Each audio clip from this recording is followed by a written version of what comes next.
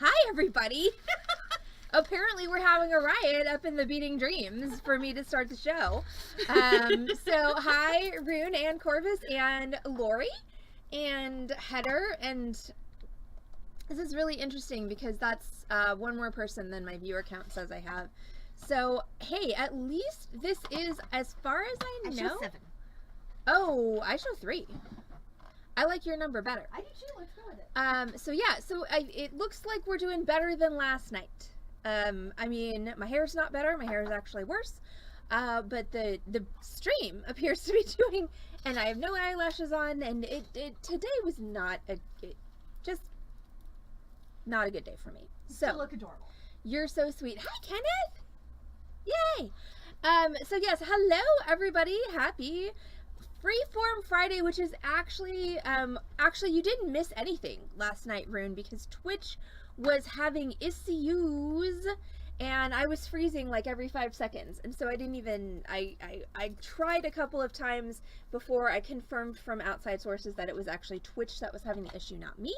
So yeah, I didn't do anything last night, so that means that tonight is going to be a redo of what I was supposed to do last night, which is this teeny tiny stud earring project, which is a really fun, easy soldering project. Now, of course, as I hopefully managed to say last night, like I don't even know how much audio came through, but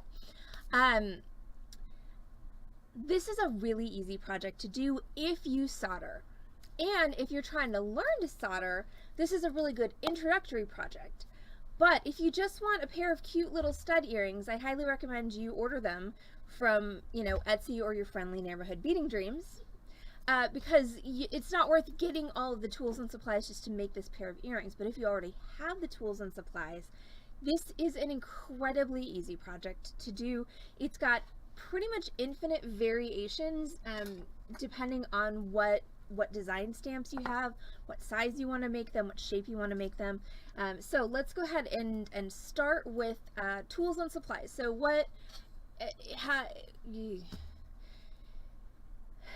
here is a partial, probably not comprehensive list of everything you need to make this project. You're gonna need some sheet sterling silver 24, or this is 26 gauge. I cut off the 2, but it's definitely not 6 gauge, so 26 gauge sterling silver. You could also do this with brass, bronze, or copper, but if you do it with brass or bronze, then you're going to need to bring super pickle into the mix. If I remember, I'll talk about that when it's time. You're going to need some sort of design stamp. So I actually had chosen last night, before everything went haywire, this cool little Ouroboros stamp that I have, because it's one of my favorite images. So that's what I'm going to use for my earrings this evening. You can also, the ones that I did for the sample, I did the moon and a star. So any design stamp is going to work for you. Your design stamp is going to give you a lower limit to the size of your earring, which means that basically if you're stamping a design on your earring, you probably don't want the final earring to be any smaller than your design, but you can always make it bigger. You can change where it's positioned. You could freehand cut it so that it's a freeform shape. I'm going to use my disc cutter tonight so that my earrings are going to be circles, but that doesn't have to be so. So you're going to need sheet silver, a design stamp. You're also going to need some solder, and I've got extra easy sterling solder here. And then you're going to need 2 earring posts. So I am using earring posts with a really small, like a 2 millimeter. Okay, I repositioned my frame so that it would be right behind my camera, so that I would be looking more directly at it, but at the same time now I can't see anything because it's behind my camera. So, best laid plans and all of that. There we go. So these have a 2 millimeter pad on them, which is great for soldering. If you're gluing, you probably want a bigger pad, but I have some of these hanging around. So I've got sterling silver pad posts. You could also just use a piece of 20 gauge wire for this. You don't actually need the pad, and by the pad I mean that's what this part right here is called. You don't need that necessarily, but it does make it easier. As far as tools go, you're going to need all your soldering tools, so torches, flux, pickle in a pickle pot if you want to go that route. I'm actually going to wind up just putting mine in the tumbler, so I'm not going to use a pickle or a pickle pot tonight. You're going to need your torch, butane fuel, tweezers. Definitely need tweezers because holding hot things whilst soldering is much easier when you're doing it with something that's not your fingers, because, you know, burns are ouchy. Nobody likes that. Like I said, I'm going to be using a disc cutter tonight to make my circles.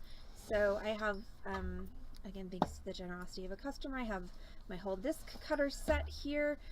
I will say, as a person who has used disc cutters, both nice and crummy, don't bother with the crummy disc cutters. They're pretty terrible and they don't work very well, and they're in my opinion pretty much a waste of money. So if you cut a lot of circles in your crafting, save up money and get a nice one, like a Swanstorm one or a Paper Tools one. It's going to cost you probably $100+, but trust me, it's not worth it for anything that's cheaper than that, because literally I have the first disc cutter I bought, which was $40. It's literally sitting at the front of Beading Dreams with "free to a good home" written on it, and no one will take it. Been there for months. That's how bad it is. So just don't even. That's your nickel's worth of free advice from me, is just don't bother. If you don't cut a lot of circles, you can just draw them out with a template and cut it with the shears. Trust me, you're gonna get a way better result. So, in addition to disc cutter, you're gonna need a bench block or bench block equivalent. You're gonna need some kind of a hammer that's not your chasing hammer. I am going to use my brass dead blow hammer, which is my favoriteest hammer ever, except when I drop it on things and it breaks them. But other than that, love that hammer. Do not need my shears, probably, and yeah, okay, I think that's most everything. It's a freeform, so if I forget something, I will just tell you what I forgot when I realize I forgot it. So I'm gonna actually start by stamping my design on my metal. So I have my, sorry, that's it. When you're soldering like Sharpie lines on your metal, it doesn't matter, they're gonna go away. So I'm gonna take my stamp, and I do like my Impress Art stamps for a couple of reasons. First of all, their designs are interesting, their designs are very nicely rendered, and they have square stamps that have printing on one side. So if you face the printing toward yourself, like with a letter stamp, your design is going to be right side up. There are a number of other less expensive beadsmith design stamps that I have that are cylinders, and they don't have this nice feature, so you actually have to pay attention to what's up, otherwise you're going to wind up with an upside down design. So I don't think I'm going to be able to do this on hand cam because I'm going to need a little bit more space for my hammer, but what I'm going to do is I'm going to make sure I've got my stamp, I'm going to put it on my metal, I'm going to hold it down at the bottom, and then I'm going to take my hammer and I'm pressing firmly into my bench block with my stamp, and I'm going to hit it. Nope, that wasn't good.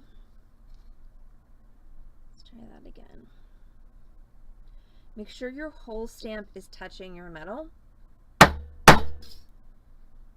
Dang, I am not doing well at this tonight.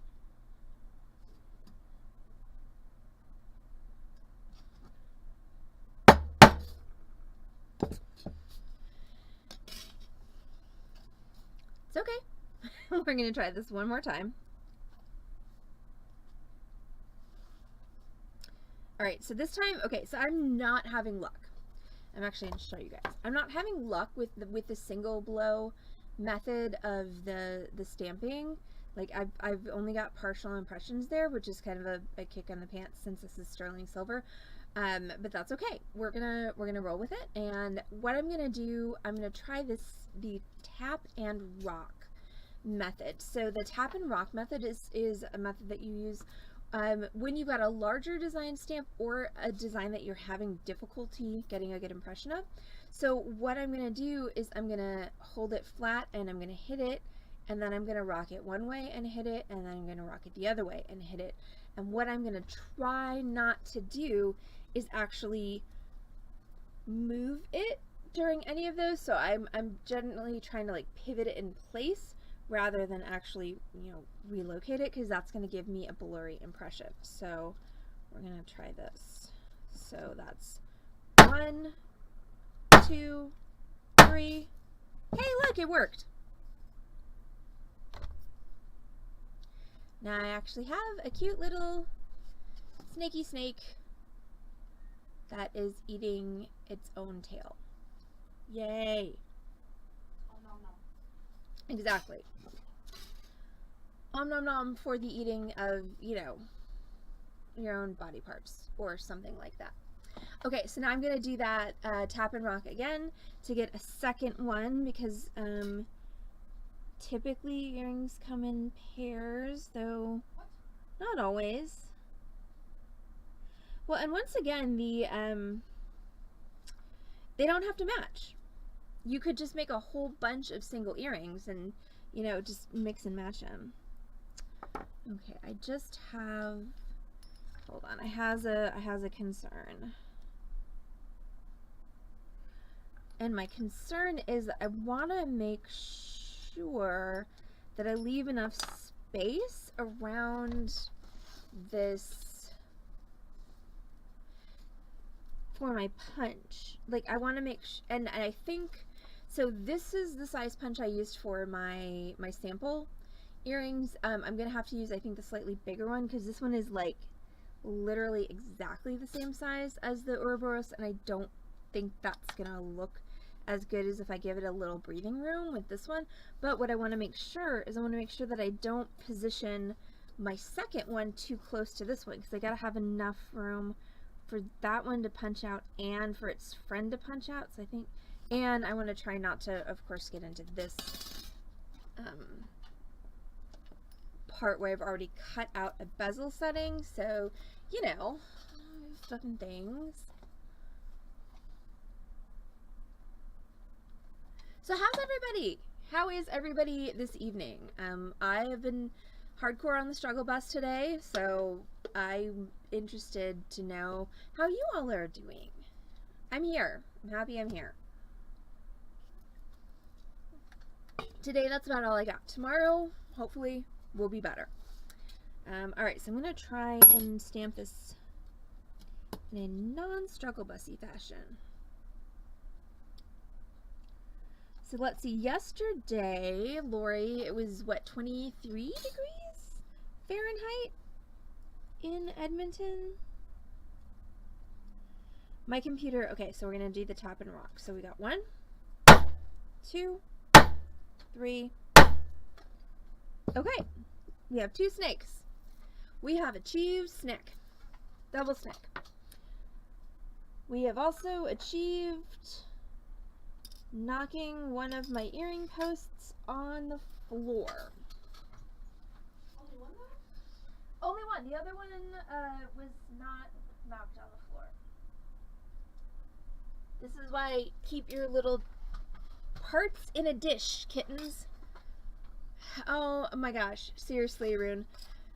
Well, that's okay. I am gonna just very slightly blame Mamie for some of my struggle busing today, but I've been waking up way too early, and then instead of taking more drugs or doing a meditation and going back to sleep, I just get up and start doing things.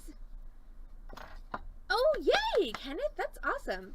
And then what happened this morning was I sat down on the couch before it was time to go to work, and then Mamie, and I put my knees up on the couch, and then Mamie came and she curled her little adorable self behind my knees, and then all of a sudden it was like 90 minutes later.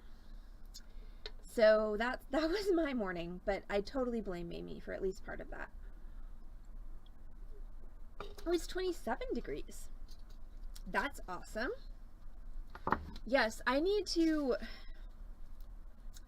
Thank you, Kenneth, for reminding me that I need to take home this external hard drive, because there are a number of CDs that I years and years ago extracted the music from and put them in my iTunes files, and now my mother wants them, and I don't even know if they're on there. They're probably like nested on that hard drive, like, because it's like old computer file, like this is the hard drive of your old computer, and then this is the hard drive of this computer, like oh, dang, Rune. Spite and pettiness, honestly, a lot of times will get you further than espresso. Yeah. Oh, my Lanta. I hear you. Okay, so now it's time to cut these. So I decided that I'm going to use this one, which corresponds to this hole. There we go, that hole. Sorry, I'm still getting used to my new camera placement. I like it. Oh, no, that wasn't what I wanted to do. I'm just still getting used to the manipulation of how to get things under the camera. So I'm going to use this one. So what I'm going to do is I'm actually going to take my metal, and so I have my little snaky snake that I stamped. So I'm going to put that in there, and I'm going to put the snake up so that I can see it. Can you see it? I swear. Anybody who says that streaming is not an art, like, can kiss my lily white buttocks, because Yes. this is not easy. No.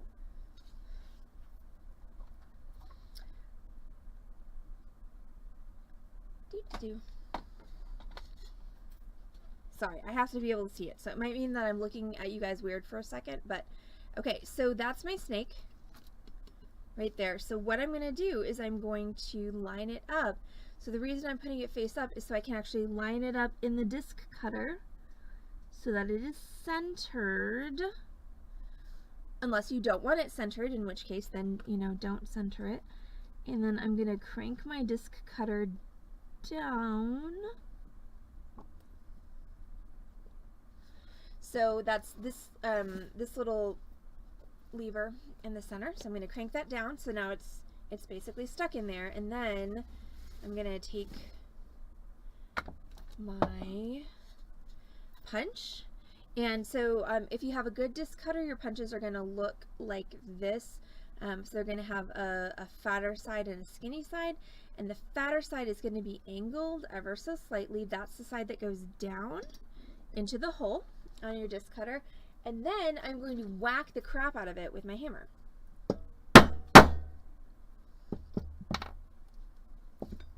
And You know, as one does. there you go. So there's my little disc with my little snaky. So now I'm going to do the same thing for my other ones. I'm going to undo this and do the other snake.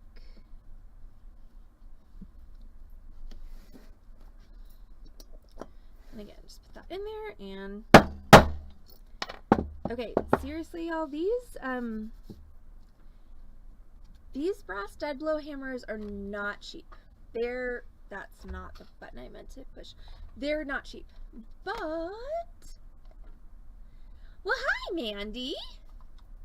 How are you? How did you manage to get online? Did you put your children in a handbasket and send them somewhere? But no, these dead blow brass mallets are not cheap, but they are amazing. The reason that they're great, which I don't think is often accurately, you know, said, is the brass is actually softer than the steel of the punches, which means that this is not a hammer that I should ever use to actually hammer metal, because look at it, it's all gnarfed up, as my father would say. But the reason that this hammer is great is because it's softer than the steel, so it doesn't bounce off. Like if you were, and if you don't have one of these and you don't want to invest $60 in a hammer, which I totally understand, wow, these nails suck so bad. Like, really, really incredibly sucky.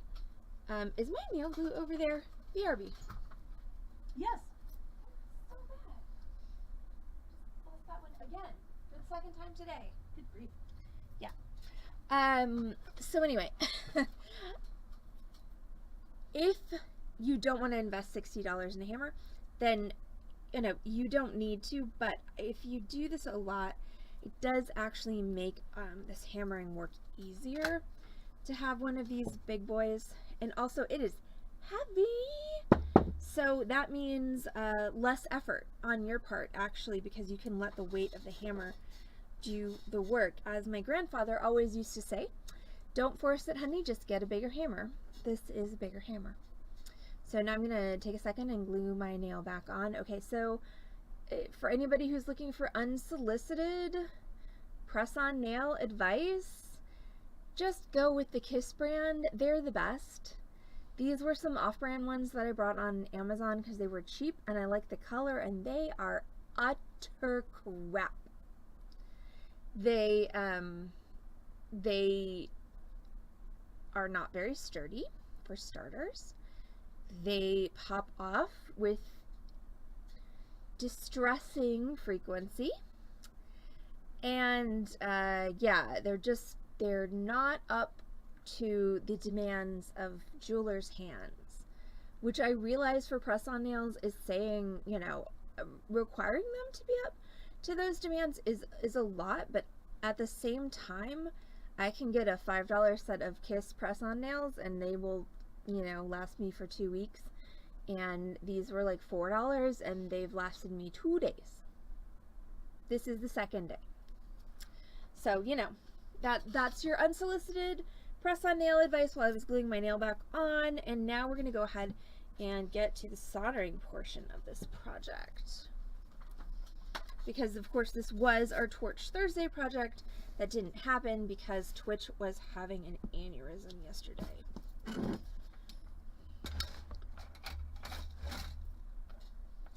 So I'm just going to get my disc cutter out of my workspace.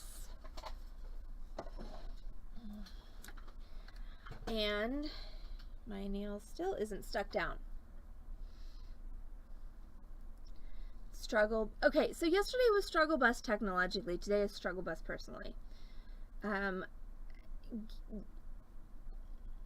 not enjoying this retrograde at all. Not even a little bit.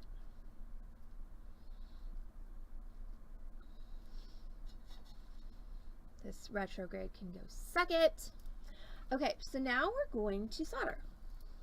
Hopefully without setting anything on fire other than the actual flame of the torch, but it's you never know what's going to happen during a Mercury retrograde stream.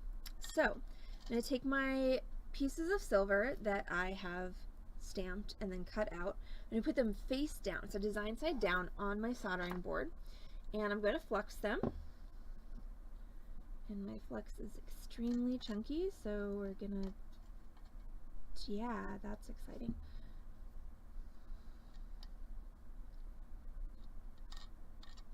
Okay, so flux, first of all, should be a little more liquid than that, but you deal with what you have. Oh, and a full moon. Awesome. That's just great. So flux is a chemical that you put on your metal so that it doesn't oxidize, which in turn means that you can actually get solder to flow on it. So if you try and solder without flux, unless you are extremely deft and quick with your torch, your metal is going to get an oxide layer on it. That's the black stuff that happens when you heat metal, like soot, essentially. In the business we call it fire scale. But that oxide layer means that your solder will not flow. So the flux keeps that from happening, so that, okay, now Okay, now my XSplit frame is all freezy and jumpy, so, and therefore so is my Twitch stream. Awesome! I'm gonna take a drink, take a breath, and then we're gonna go on.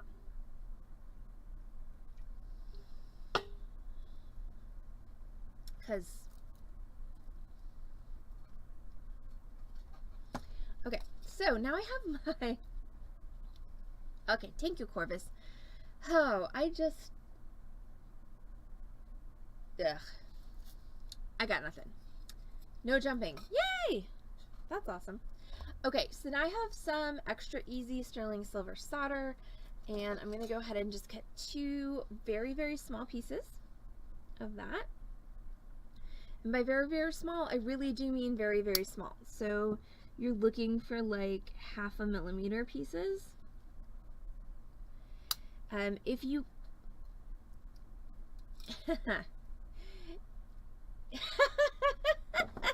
oh no, Keiko, you are not the only one. So if you cut your pieces too big, what's going to happen is you're going to have way more than you need to actually solder your backs onto these earrings. It's just going to...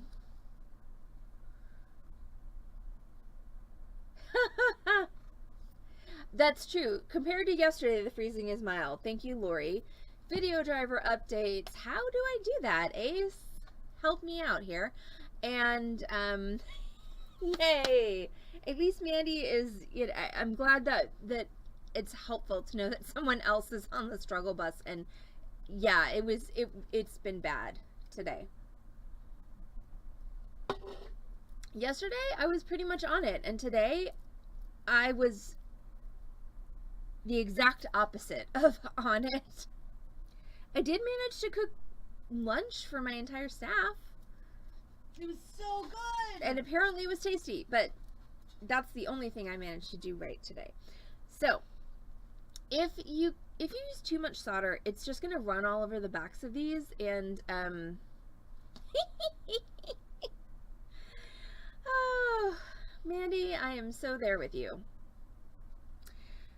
However, my struggle bus does not also contain 2 children and other things that I'm sure. My struggle bus to stop for dogs. Yeah. I like that one. Ooh, it's a struggle conga line. Hell yes. Yes, I'm all about the conga line. So let us dance through our struggliness. And also, I'm gonna finish this project. But so you probably know that we at Beading Dreams do subcontracted labor for designers locally, and we're happy to do that. But also, I have a match here. I should probably move that before I light my torch. So I have one client who is extremely particular about there not being solder visible on the backs of her earrings, which is a colossal pain in the ass. But the lesson here is that don't use more solder than you need, and you probably only need 25 to 40% of what you think you need. So don't use too much solder. You can always add solder, but you can't subtract it without sanding it off. And once again, if you've got a picky ass freaking client like mine, they don't like to see the sanding marks. The struggle is real in so many ways. So I'm going to take these tiny pieces of solder and I'm going to put them onto, yes, Ace, I will not do the update till after the stream.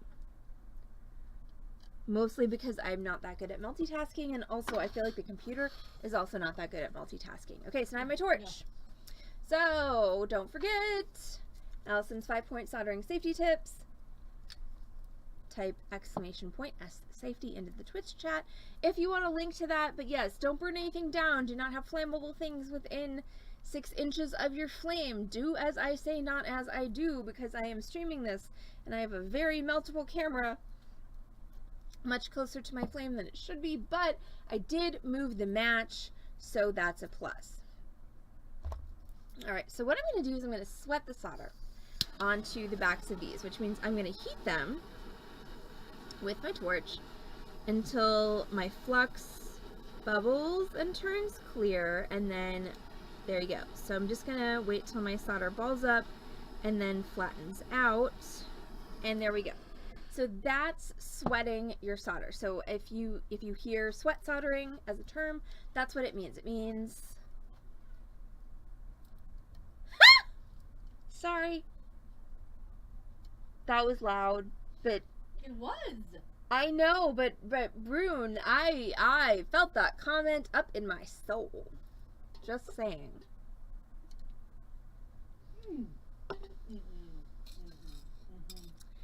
Yeah. I still have I mean, also this is coming from the person who has a scar on her leg from ironing her pants while wearing them. So, yeah. Okay, so now I have my post. Okay, I love that everyone's using the toad emotes. Me! Makes me so happy. Thank you, Corvus, for being amazing. All right, good luck with the feeding of people, Mandy, small people. Bye, Mandy. And,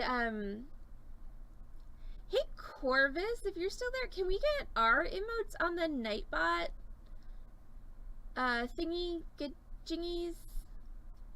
Yes, we got emotes because Corvus is amazing, and yes, Corvus is amazing, and Corvus made them. I will just like Corvus. Look, and then I figured this out. Look at this. Corvus did this. It's amazing. It's freaking fabulous. And then she sent them to me like 4 months ago, and I could not find the spoons to actually read the links that she sent me. Okay, I mean, Corvus, like, she did it all. She made these awesome things, and she sent me the links to how to do it, and I literally didn't have the spoons to read the links that she sent me. So finally, she was like, hey, I don't have anything to do right now. Can I work off some of my tab? I was like, yes, you can. Here's all the login info, please. Put these into Twitch, and she did it, and it's amazing. So yes, we have emotes, which is fabulous, and we have, look at this, we have, our socials are coming up now. Like, it's freaking amazing. Corvus is the bomb, and we love her. Okay, let's finish this project, because I feel like my lag and my skipping is just getting worse. So I'm gonna try and wrap this up. And, yeah, be done with it. I know, there totally has been a shortage of spoons. I hate it. I hate spoons. I really do. Like, for most of my life, I've been a very energetic, driven person. And it's been really hard for me to get used to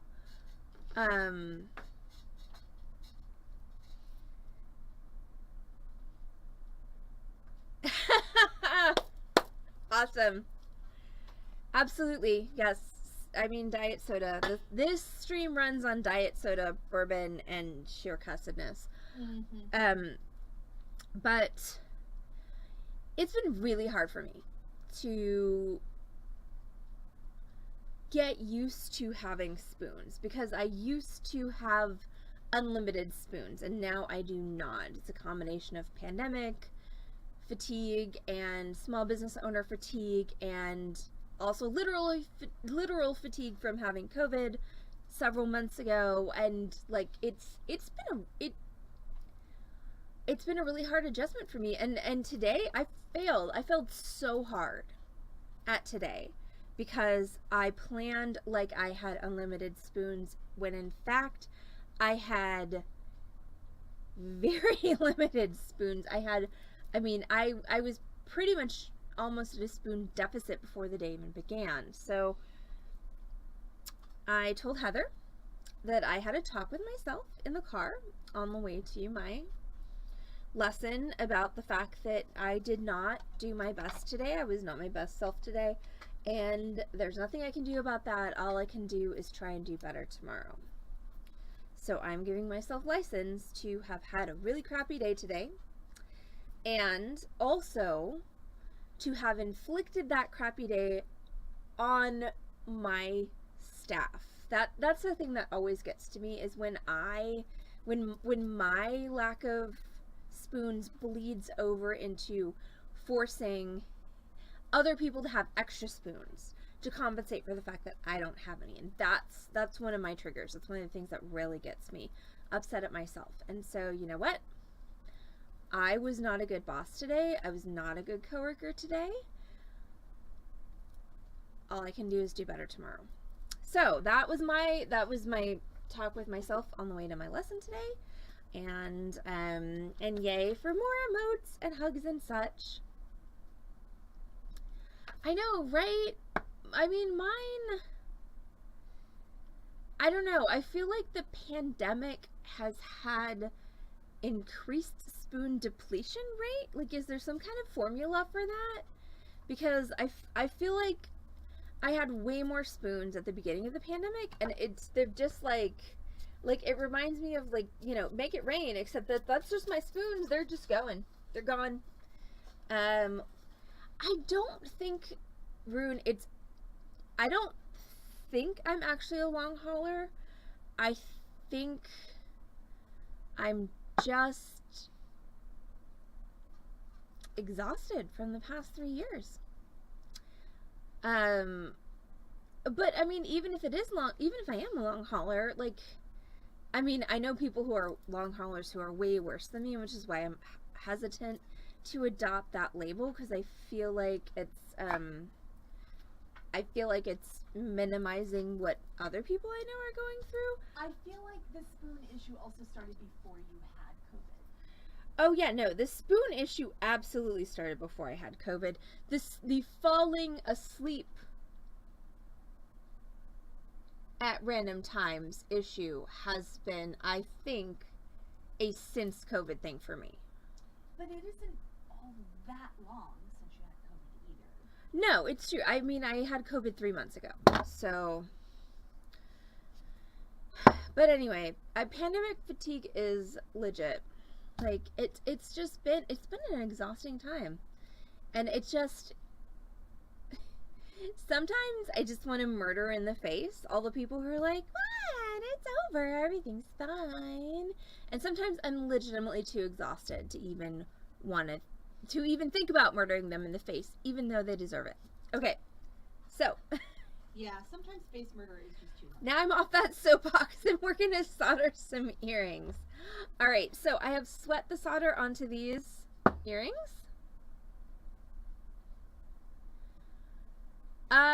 Rune, I think it's all of the above, because yeah, it's not just the pandemic, because we had the pandemic.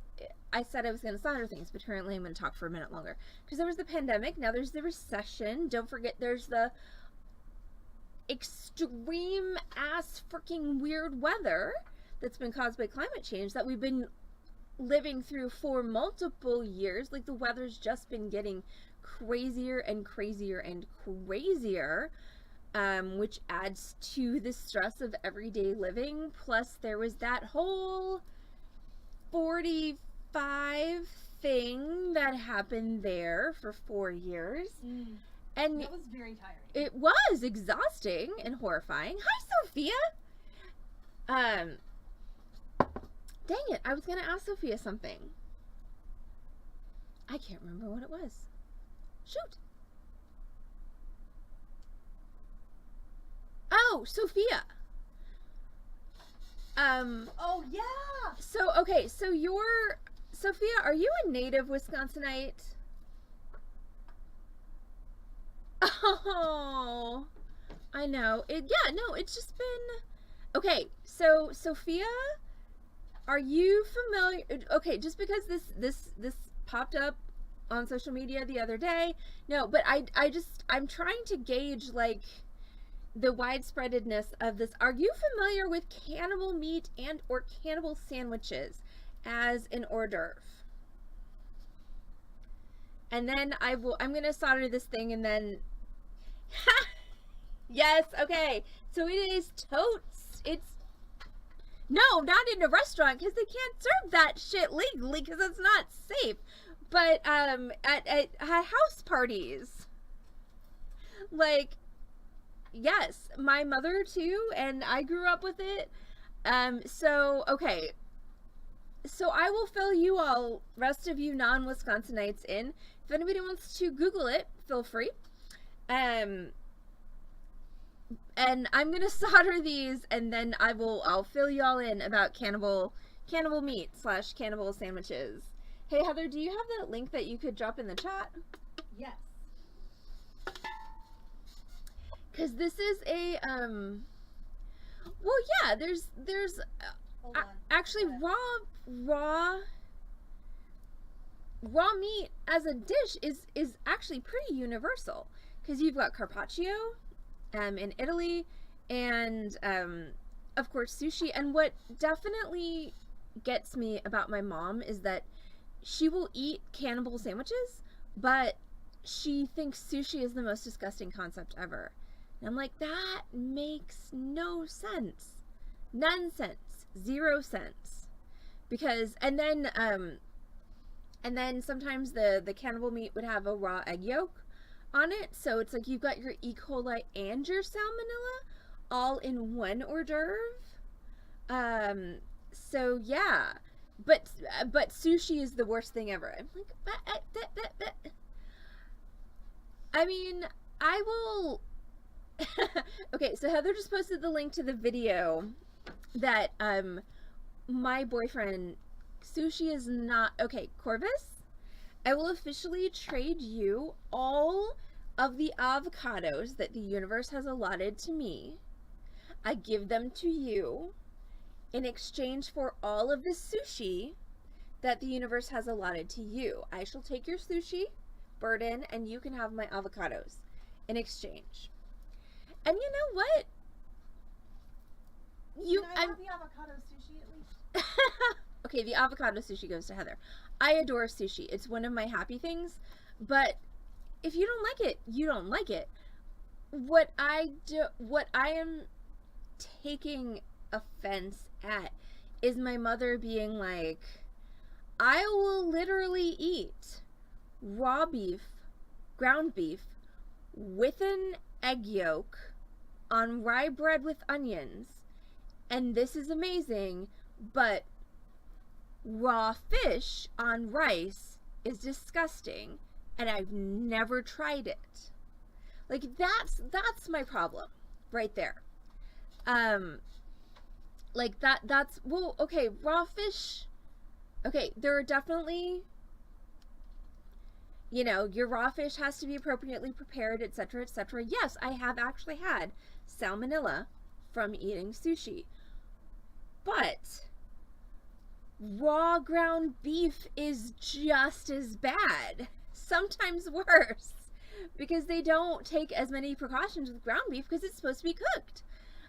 So again, like, everyone can have their own opinions. I just, and anyone out there is welcome to hold within themselves multitudes. I'm just gonna bitch about my mother because that's kind of what I do. Oh, yay, okay. Thank you, Keiko. Sorry, the chat gets kind of truncated and I don't always, so thank you for agreeing with me. But yeah, you know, like, I'm out of caffeine. That probably means I should finish up the tutorial. No, you're good, Keiko. I get you now. Yes, exactly. Like, yeah, raw beef is good, but sushi is bad. Like, and you're welcome to have your preferences, but just the party lines there are sometimes weird. And when, yeah, but yeah. And also, Lori, Heather did drop a link up in the chat about the cannibal meat if you want to. But yeah, that is straight up a Wisconsin thing. I don't know if it's an entire Midwest thing. It might just be a Wisconsin thing. But anyway, that was an interesting digression of now I'm going to finish these earrings. Okay, and seriously, everyone's welcome to their own opinions. Like, I'm not judging anybody for liking sushi or not liking sushi or eating cannibal meat or not eating. Like, I'm just finding it interesting. Got it. It's okay. No worries, Keiko. We can go ahead and post that link in Discord as well so that you can get to it after the stream. All right, so let's finish the project, shall we? So I've already sweat solder onto these. Right, I got down that rabbit hole because of Sophia. It's her fault. Completely her fault. Because I was wondering, as another native Wisconsinite, if she knew about this, and she does. So it's not just me. All right, so here we go. So I already sweat the solder onto my metal. So what I'm going to do is I'm going to heat it up until it flows again. And then I'm just going to touch that earring post on there.